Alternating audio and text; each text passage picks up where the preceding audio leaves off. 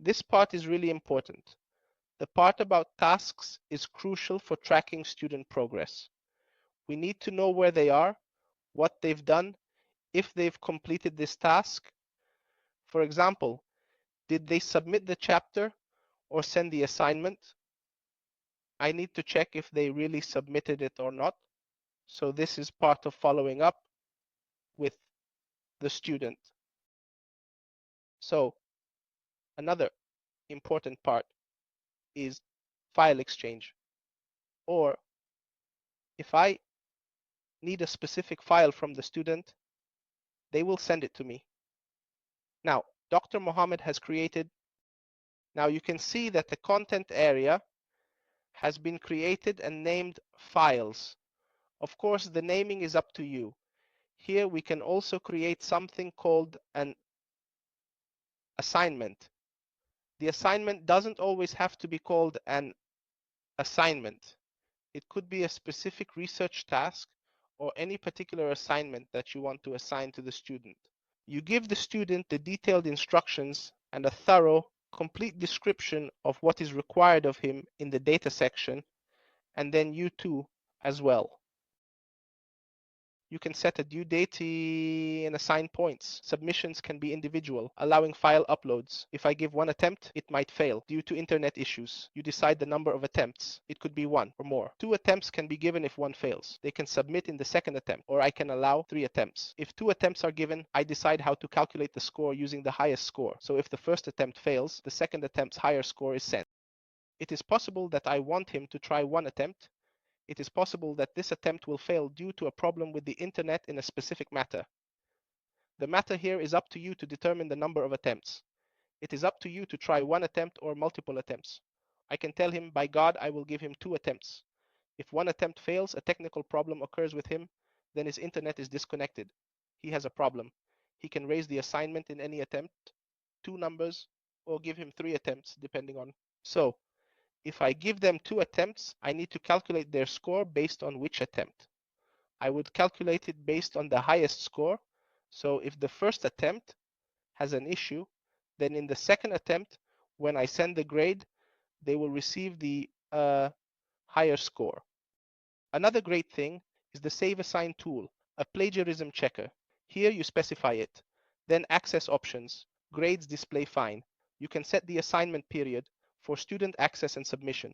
Set duration, then say, submission is now available for me from plagiarism. You specify it here and you come to the options. There is no problem with displaying the estimates. There is no problem with it. And you specify this assignment from when to when. What does the time frame mean? It means the period during which the student can log in and submit this assignment. For example, I might give them today, let's say the 10th of Rajab, and I could give them 2 weeks or a month, depending on what I decide. I can set a specific duration for them, and then I can say, submission is now available for me. You will see that there is an assignment available, and this assignment will be accessible after 5 p.m. or 5:15 p.m. on February 1st. So now the student can log in and submit this file. And you can also log in to correct this file and check the plagiarism part. If we want to look at this part together, I'll show you through a better course where I have students, for example, in this platform. And now I'm going to create an assignment. I'm very quickly going to create an assignment as an example and come here to, of course, the submissions are very important and we will give them points here. And I'll set an attempt here. All right, this is the assignment overview. We'll leave the assignment available and I'll say submit. So now I have the assignment here. When the student comes in, they will find the assignment available in the content. They can start sending the assignment. The student can write any text here, like they can write the assignment text if they want to add something specific. Also, the student needs to attach a file, what you need, for example, is that the student will now, at this precise moment, attach the file, and then we'll say send.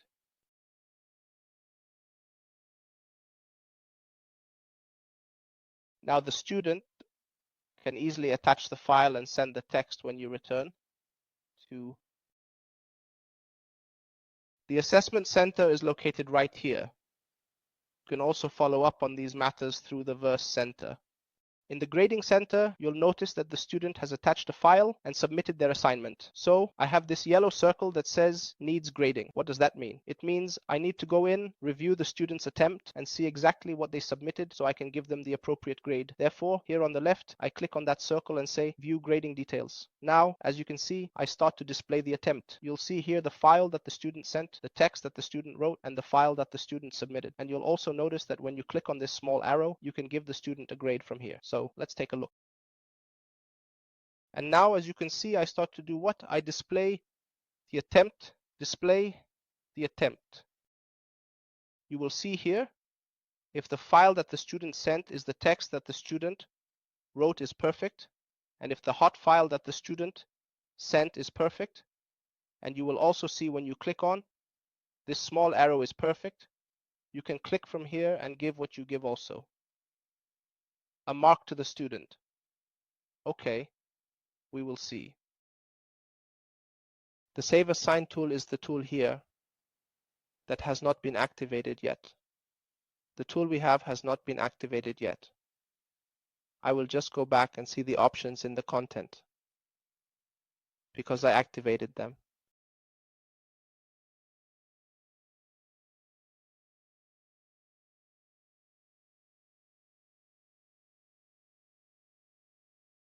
The submission details. Oh no, it hasn't been activated. Let me see. I think we actually forgot to activate the tool. Let me just go back to the grading center and quickly check the grading details again.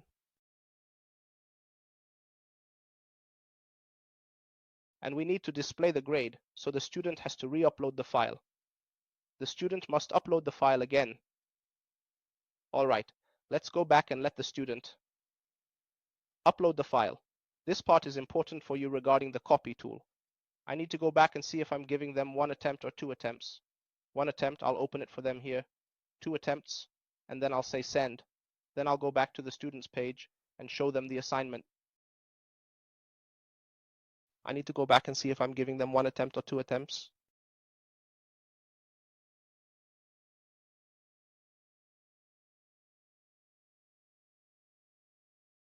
Returning to the student's page shows the assignment.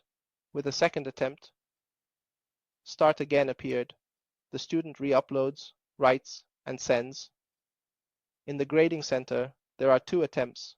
Grading details show the higher grade is given. As you can see, when it was 1 attempt, the Start Again option didn't show up for him. But when I created a 2nd attempt, the Start Again option appeared.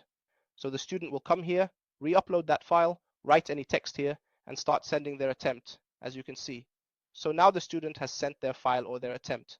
When we go back to the grading center again, you'll notice that the student has 2 attempts. The first was 1 attempt. All right. And if we look at the grading details, we said that he will get the higher grade. So now the student has submitted their file or their attempt. In this case, when we come back to the grading center, you'll specifically notice that the student has 2 attempts. The first was just 1 attempt, as you can see. If we look at the grading details, as mentioned earlier, we said that they will receive the higher grade in this particular instance.